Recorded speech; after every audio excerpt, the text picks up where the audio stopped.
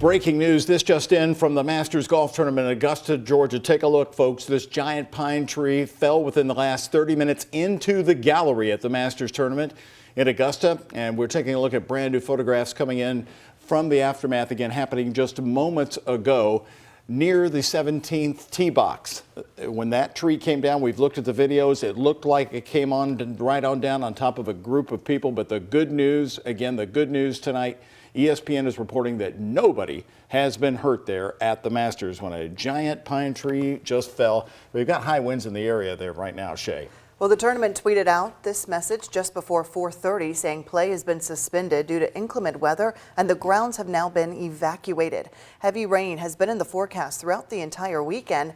Tournament play has already been suspended at least once earlier today due to the weather conditions. We will keep following this developing story, bringing you any updates just as soon as we get them. They're calling for bad weather, take shelter. Thinking it's all gone and I got a lot of damage to think about. The weather causing trouble there in Georgia, and of course, as we know, right back here at home. Right now at 5 on WHAS 11 News, the National Weather Service is now surveying storm damage in southern Indiana. Meteorologists looking over hard-hit Corridon, where roofing and siding ripped right off a building.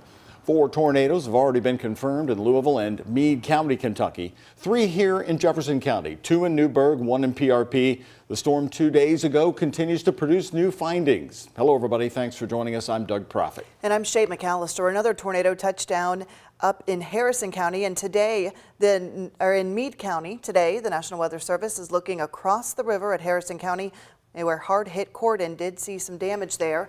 WHAS 11 reporter Connor Steffen and photojournalist Elijah McKenzie are in Corridon right now. Connor, what can you tell us about the damage in that area?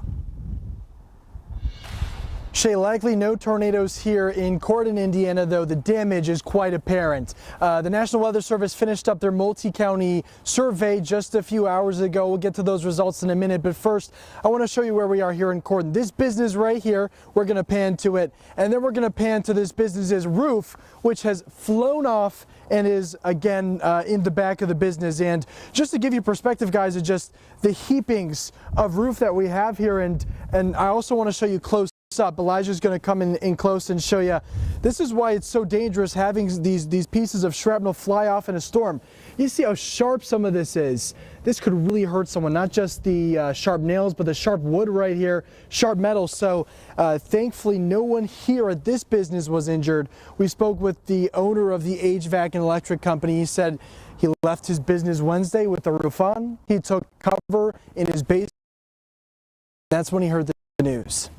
Watched the weather with the kids, and then that's when the phone started blowing up and everybody calling and telling me my roof was gone to my shop. So we gathered kids to come see what we needed to do to fix what we needed to do.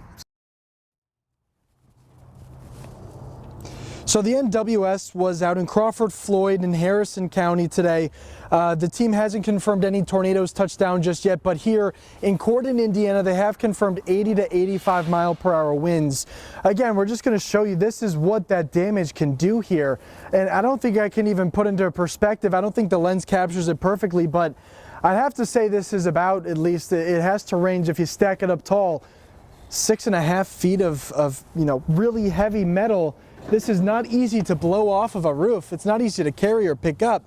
So this business, the t-shirt shop that's adjoined and attached to it, has a lot of work to do here in the next few days because their roof currently is completely exposed. So they're waiting to hear back from insurance, see what the next steps are, but they want to get a roof on before the next rainfall, because if that happens, there's going to be even more damage to these businesses. So we'll keep in touch with them. We'll give you an update on their roofing situation when we have it. But for now, live in Corridon, Indiana, Connor Steffen, WHAS 11 on your side. Connor, thank you very much. Also today, another survey of Jeffersontown. You may remember we were on the scene at Cargo Court right after the storm cleared on Wednesday night. Today, the National Weather Service is confirming that Jeffersontown did get hit, this one area, with strong straight-line winds. Not a tornado, but straight-line winds reaching a peak of 80 miles per hour. Christina Burns is the CFO of Tekka Inc. The Morgan building on Cargo Court was the only building hit with damage. Her business is inside the Morgan building. This is the first time something like this has happened to her in 25 years. We've got several crews here. We've got electricians and roofers and cleanup because, you know, the rain, a lot of water damage. And so we're just trying to put things back together and try to get back to normal. Burns says she's lucky. She was upstairs when the storm hit and heard the roof starting to peel. The noise was loud. Well, friends and neighbors are remembering the man who died right here in Louisville during Wednesday's high winds and tornadoes. The Jefferson County Coroner's Office says 30-year-old Billy Coram was walking his dog on Woodchat Way near Valley Station when the high winds brought down a tree that hit him in the head, causing severe blunt force injuries. Neighbors say Coram died just feet away from his Valley Station home. They remember him as a good guy who will be missed. I've been over there a couple times. I hung out with him maybe a handful of times. He was a good guy. From what I seen, he was always fun, cracking jokes. Billy Coram has been the only confirmed death from this storm in Louisville. Today, Kentucky Governor Andy Beshear gave his first briefing on the severe weather as he touched on the damage and death here in Louisville and across the state. Last Friday, Hopkinsville, out of the western part of the state, saw serious storms. Luckily, no one there was seriously hurt. Western Kentucky, of course, is still rebuilding from tornadoes which heavily destroyed the area just over a year ago. And the governor emphasized how important it is for everyone to be informed with severe weather.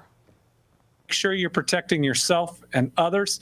The steps that we've taken together as a community of Kentuckians, people being aware, the meteorologists getting out the word, have worked and have saved lives.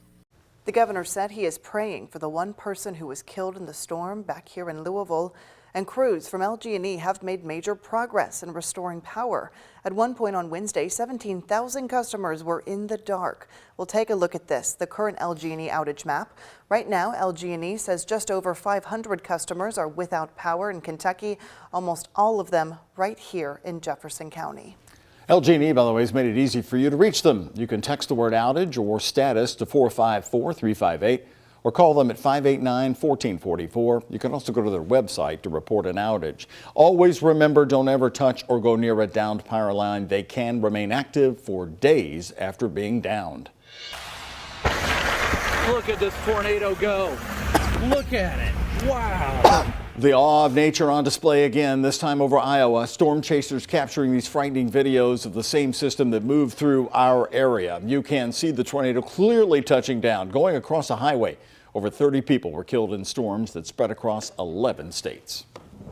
Well, as we check in with our First Alert Storm team here, we're still thinking, Doug, about those pictures from the Masters. I mean, that was just crazy to see. I know that the Georgia area, you know, they had to clear the golf course because of severe weather coming in, which they're very good at doing. And then that tree just decided to go, which can happen anywhere around Kentuckiana, as we have seen. So let's check in with Alden German. Alden, even with this great sunny forecast you have, we need to watch out about that soggy ground out there. We do, and it would be particularly concerning if we had any high winds in the forecast, which thankfully we do not. It's fairly quiet for us as we head into our weekend. 60s both days. We'll still have some cloud cover to battle around with on Saturday, tomorrow, and there's also going to be a steady breeze that out the east around 15 miles per hour. Might help keep our temperatures in check just a little bit. But on Sunday, Easter Sunday, beautiful weather. Middle 60s, actually returning to normal for this time of year for our highs, and our winds are going to be fairly light. Max HD radar quiet for once. We've had it rain the last several weeks in a row on Friday, so it's nice to see nothing on Max HD radar, and it's going to be getting a much needed break here over about the next week. Here's a look at our high-res visible satellite. Those clouds slowly trying to push on out of here, but they are likely to be sticking around with us through tomorrow. They've also have kept our temperatures in check just a little bit. We haven't touched 60 degrees quite yet here in Metro Louisville. So for your Friday night, still going to stay relatively cloudy here within the next hour, and temperatures are going to be getting cooler heading into tonight. A chilly start for our weekend mornings, but next week is looking much warmer. Temperatures getting above normal for once. I'll show you just how warm we expect to be getting. Alden, thank you very much. Well, tonight we are learning more and have new information about a 10-year-old girl from Louisville who's been missing since yesterday afternoon. Before today, Kayla Bailey was last seen at her home on St. Louis Avenue. That's in the Park Hill neighborhood of West Louisville. Now, Louisville Metro Police have just released these new pictures of where Bailey was last seen and more details on her also possible whereabouts. WHS11's Alexis Jones, there she is right now in one of these photos there coming in from surveillance cameras. Alexis is joining us in the newsroom. And Alexis, the department says it has several units and officers out right now searching for Bailey. Can you give us an update? Doug, that's right. LMPD says they will continue dedicating resources to finding Kayla, but they can't do it alone. In an attempt to bring Kayla Bailey home, Deputy Chief Paul Humphrey emphasized the need for the public to help. Kayla is 10 years old. Kayla is out on the street, apparently by herself. That means Kayla is in danger because we do not want a 10-year-old on the street by herself. Humphrey says Kayla is about 5 feet tall and weighs 100 pounds. She was last seen holding a teddy bear and carrying a backpack. Newly released surveillance video shows the 10-year-old wearing a black jacket, multicolored pants, and white sneakers Thursday. Police say she was walking alone in the alley behind White Owl Liquors. That's located on Dixie Highway in the Park Hill neighborhood. Humphrey acknowledges this isn't the first time Kayla has gone missing, but says that's the least of their worries right now. The concern is her age and being alone. A 10-year-old is not safe to be alone on the street, especially for this amount of time.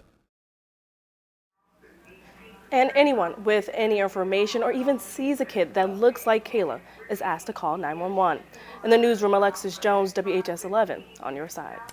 Alexis, thank you very much. A new mental health and addiction treatment facility is opening in the Wilder Park neighborhood.